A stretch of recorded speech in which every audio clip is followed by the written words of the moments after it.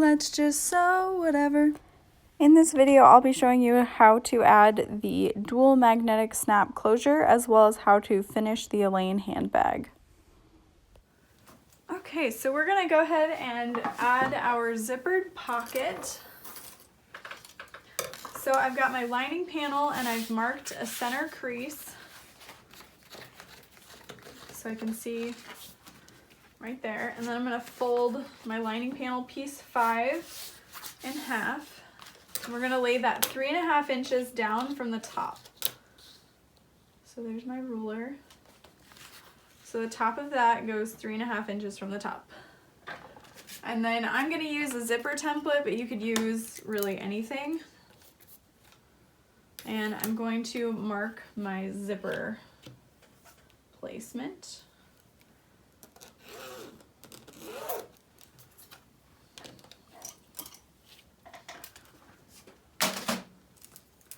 And I'm using the dual magnetic snap closure for this one.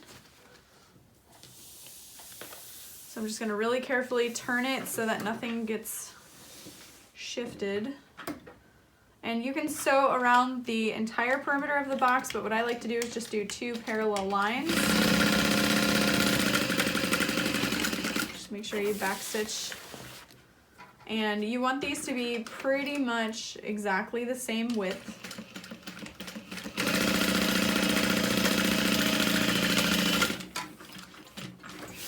So there's my 2 parallel lines.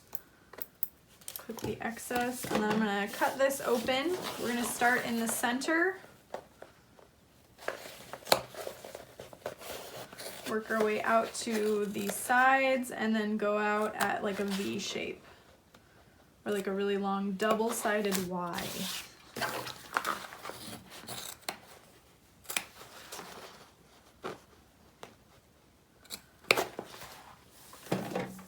Phew. So now I'm going to turn this through and press. So all I'm doing off camera is turning the pocket through and using my iron to gently press it. And since I'm using waterproof canvas, I'm going to use quite a bit of steam so that it doesn't melt.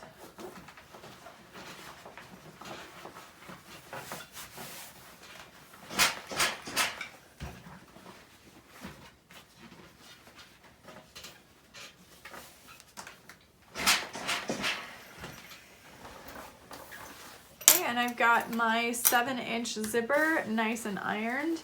If you do not want to add a zipper, you really don't have to. I have a lot of customers say, like, it doesn't really need a zipper because I never zip it up. So you could even just top stitch around the opening there.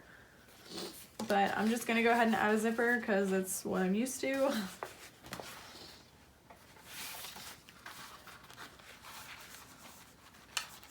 And then you can clip this in place. You could use a glue stick to hold it in place, but I just kind of hold it in place with my fingers.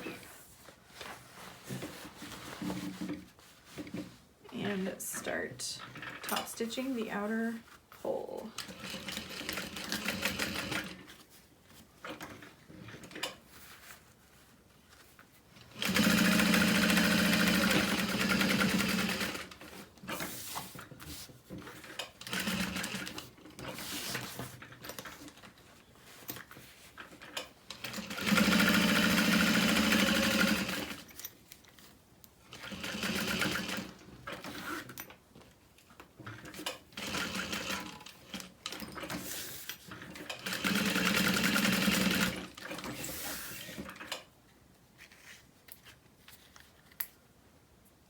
I almost threw my thread scrap into my completed bag. That was hilarious. Okay, so now we're going to grab the other side of our pocket and we're going to sew in a U shape starting at the bottom across the top and then ending at the side. So I guess the bottom side. I like to do this with the front up and just kind of move the front out of the way. Backstitch.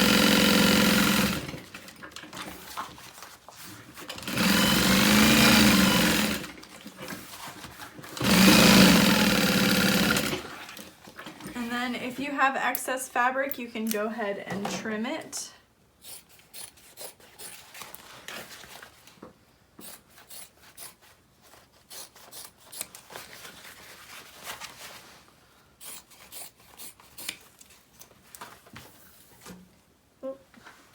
Again, almost put my scraps into my completed exterior. That's so funny.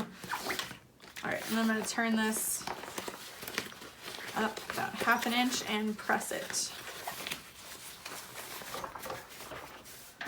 So all I'm doing off camera is using my iron to press this. And now we can actually add our snap pieces. If you want to, you can go ahead and add another pocket to the other side. You could use a different pattern to add any kind of pocket you wanted. I figured there were enough exterior variations that I didn't need to go into detail with the inside. So we're going to add our snap closure pieces. And a little trick, this pattern piece, if you cut out the center, can be used as a zipper overlay as well. Just a thought, that's all it is, but it kind of makes a cool zipper facing, or not zipper, magnetic snap. Anywho, enough with words. So this is gonna go 1.5 inches from the top. So that should give plenty of room between your zipper pocket and this. What I'm gonna go ahead and do is I'm gonna spray the back of this with a quilt basting spray. You could use double-sided tape if you wanted to. I wouldn't necessarily recommend clipping it into place, but yeah, it's an option.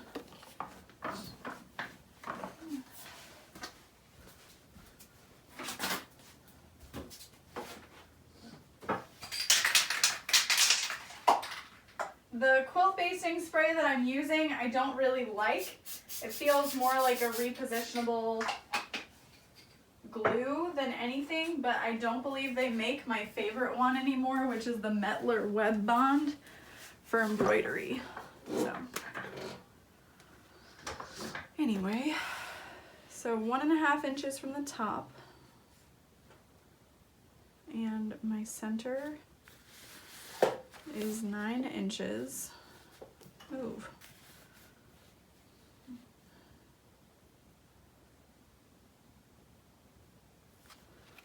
And I'm going to fold this in half and lay it down. And you can kind of match it up with your zipper too. Okay. I'm going to go ahead and top stitch this on right now, starting at a corner, or the side, I'm sorry. This is the best place to kind of hide it. Just a little back stitch, and then just go really slow around the outer corner, or about 1/8 of an inch from the outer edge.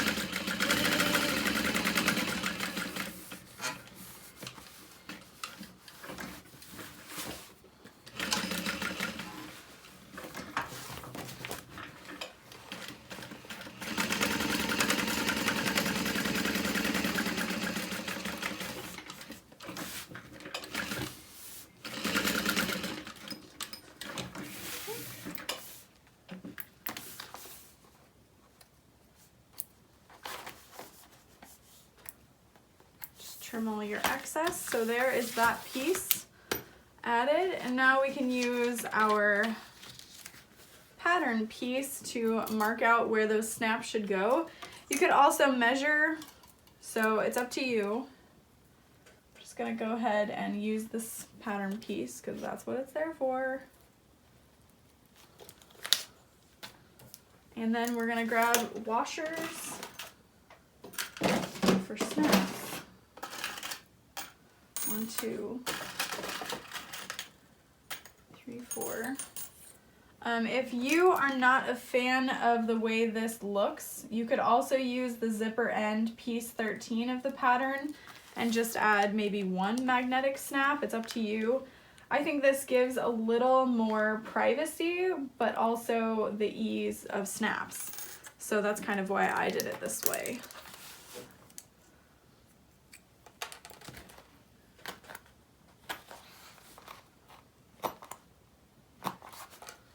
If you want to, you can add a little bit of Peltex to the back of this, but these should be fine with that extra vinyl to help stabilize.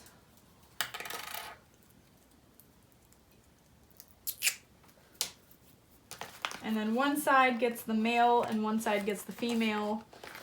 It doesn't really matter to me which one's which, so you decide.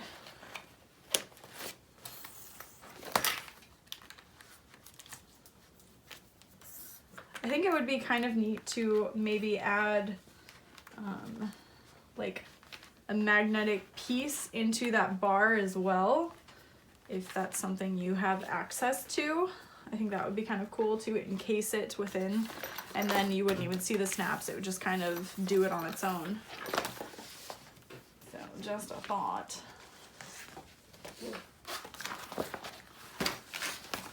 All right, so now we're just going to repeat that step on the other side.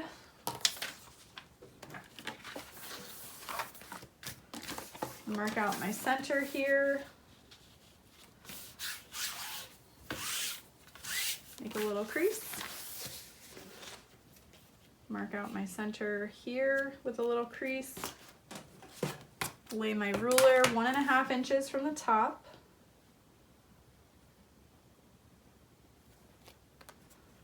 And then just lay that together.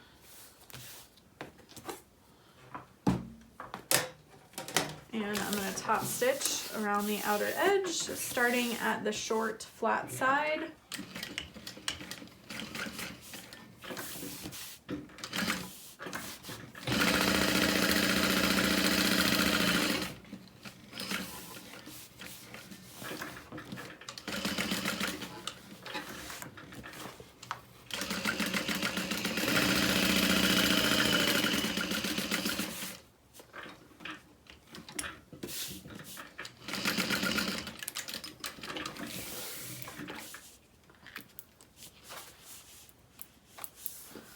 Okay.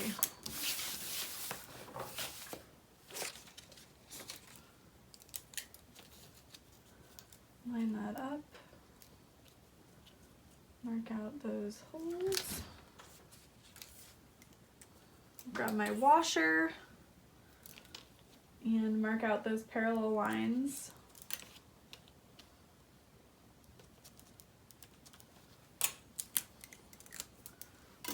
Still really wanna, I should just tape them together. I was like, I wanna invent a double-sided tool with a marking pen and a hole puncher on one side.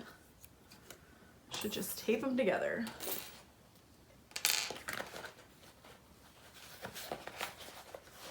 And insert the male snap on the opposite side.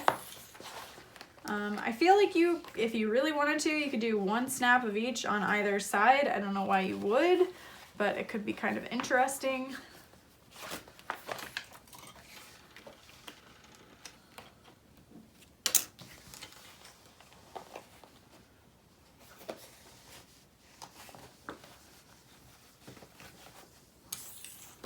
If your fingers have trouble flattening snaps, you can use a hard piece of plastic like this ruler. You could use a flat side on a crappier pair of scissors, totally up to you. But once that's done, we're gonna lay them together, let them snap into place. Perfect. If things don't line up exactly, it's okay, because you've got a lot of seam allowance to work with. So you can see mine aren't perfect because I roughly cut out these lining pieces from another lining I had cut, so of course they're going to be a little bit bigger. But I am used to it. So if you're someone who likes things exactly the right way, if you cut out the pattern piece, you should be fine.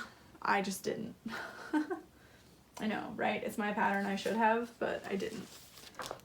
So we've got that added. And we're going to sew along just these sides.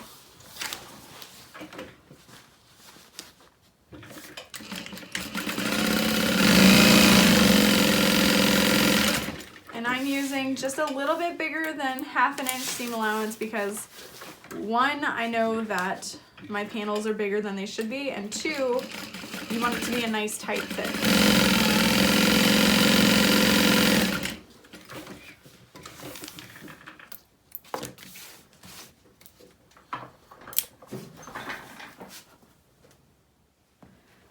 So now we're going to use this birthing method of leaving the bottom of the bag completely unsewn.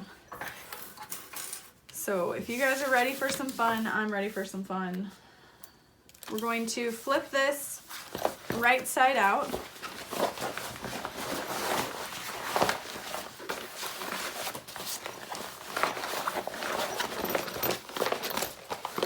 And put it inside our completed exterior, which is wrong sides out.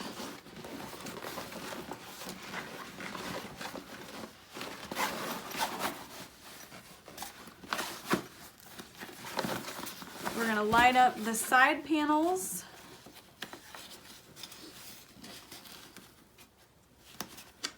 Open up the side seams and clip everything together.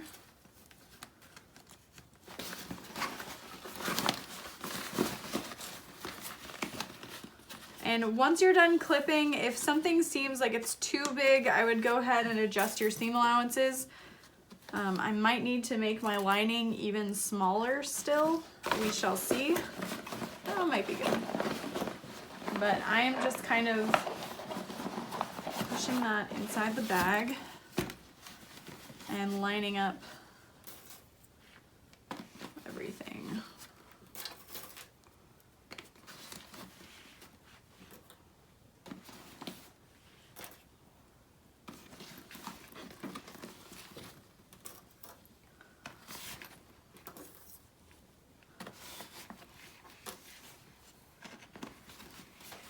Okay, nothing seems to be too bunchy or anything like that. So I'm going to go ahead and top stitch along the top of the bag using a 1/2 inch seam allowance.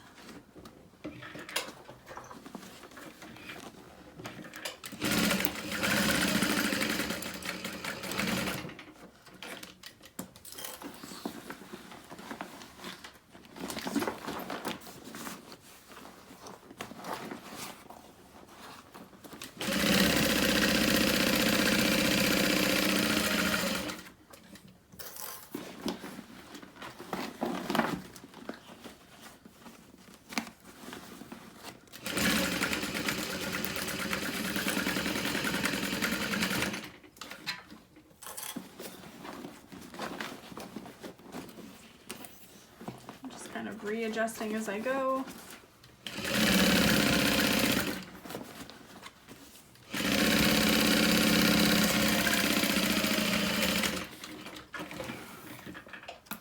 And then if you would like to, you can trim your top seam allowance.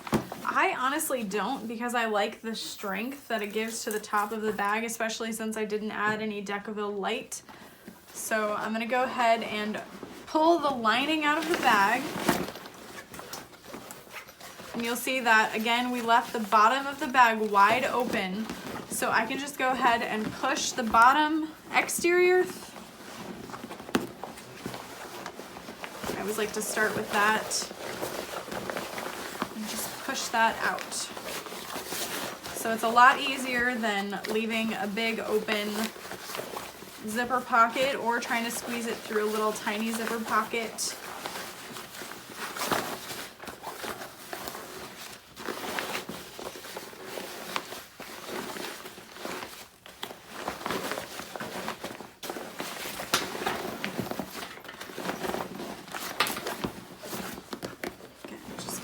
Out the bottom.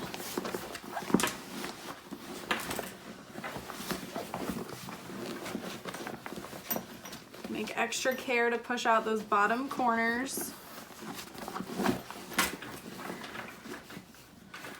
Watch out for those purse feet.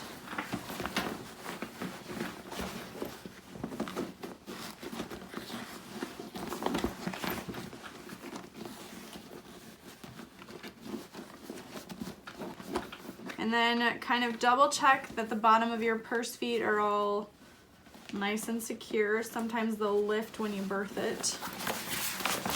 But that all looks good. This is a good chance to kind of check that the exterior is all sewn together. Everything looks pretty good. And now we can turn the lining back to being wrong side out. So I'm putting my hand through the hole we left open in the pocket, pulling that pocket out, and then grabbing my lining bottoms. You can do it one at a time or all together, whatever works for you. And this method will work with, I would say, 80% of the bags you'll make. Even a round bottom bag you can do this with. I just did it the other day with the Denver bag. I wouldn't make it again, the bag itself, but anyway. So we're just gonna clip the long bottom edges together. Use a little bit bigger than a 1/2 inch seam allowance for this one.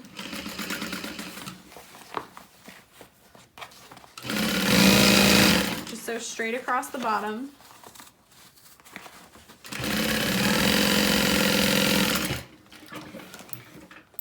Then you can trim that seam allowance.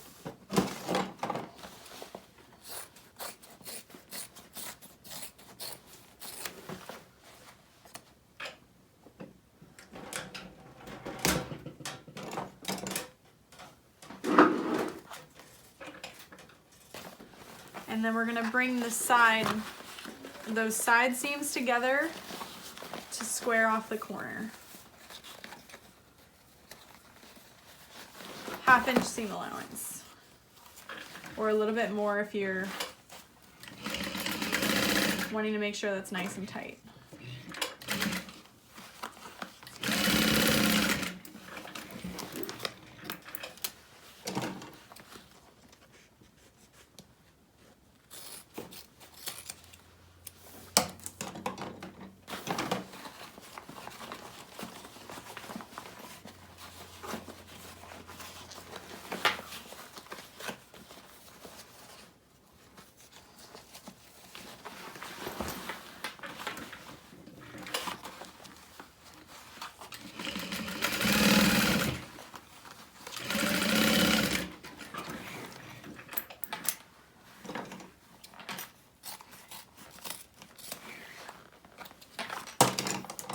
And now we can shove the lining back inside the bag through that opening and fold it into the bag. And then just kind of roll the top seam in between your fingers and clip.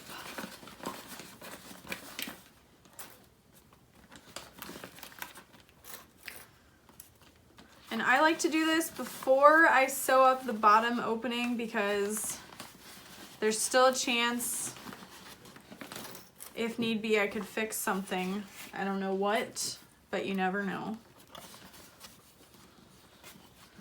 And turn your connectors facing down so you can top stitch a little bit easier.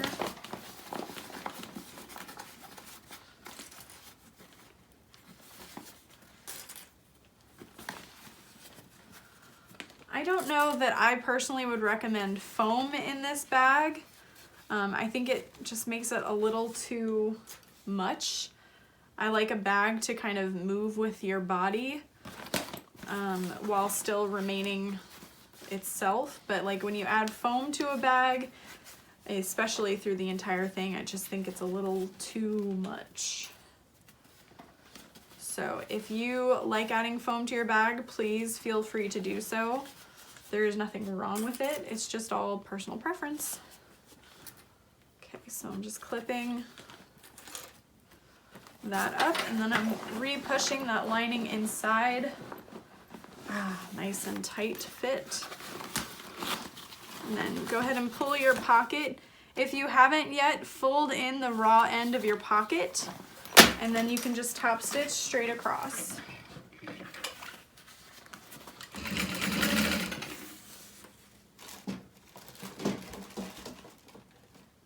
And then I like to add a little woven label inside, which I will hopefully be carrying some soon that say funny things. Just a little.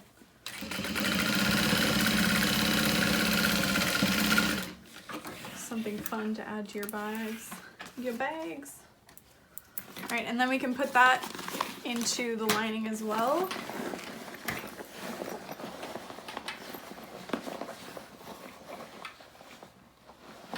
And I like to push on the corners of that pocket with my fingers just to get that in there, get that in there.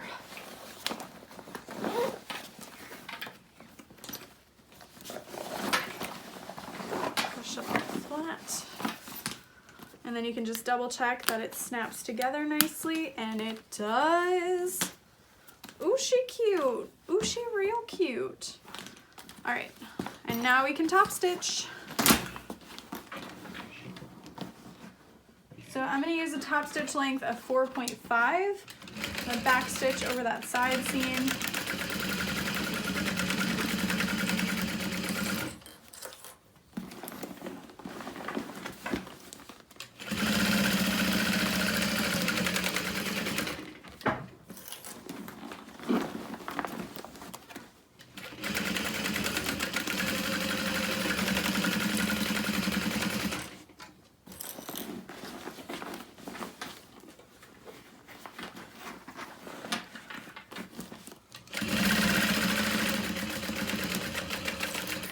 And one of my testers actually shortened her bag by I think like an inch, maybe an inch and a half, and it was super cute.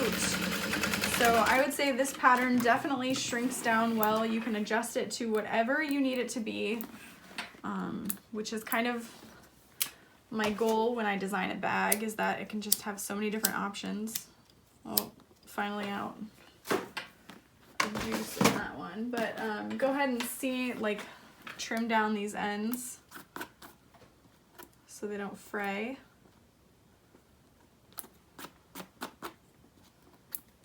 There we go. All right, you guys, all that's left to do is add handles.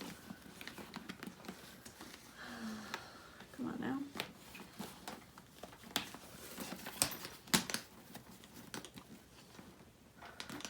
So then you can just string your handles through the connectors.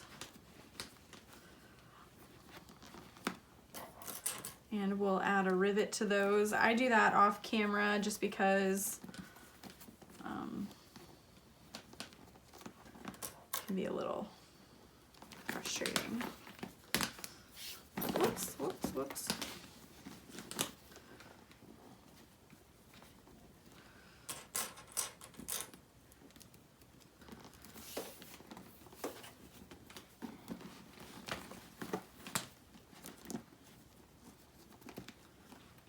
Fold those over, and that is it, you guys. I hope that you enjoyed this in-depth tutorial making the Alaine handbag.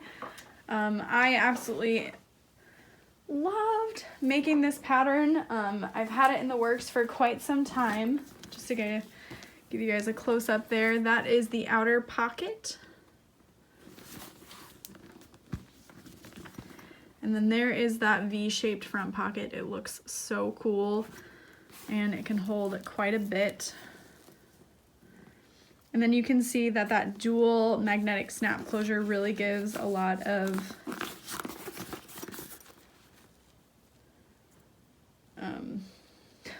privacy, I guess is the word. Anyway, that's it for me. I hope you guys enjoyed this video. If you haven't yet, please purchase this pattern. I would appreciate it. And there's also a matching wristlet that has a lot of fun options as well. That could be,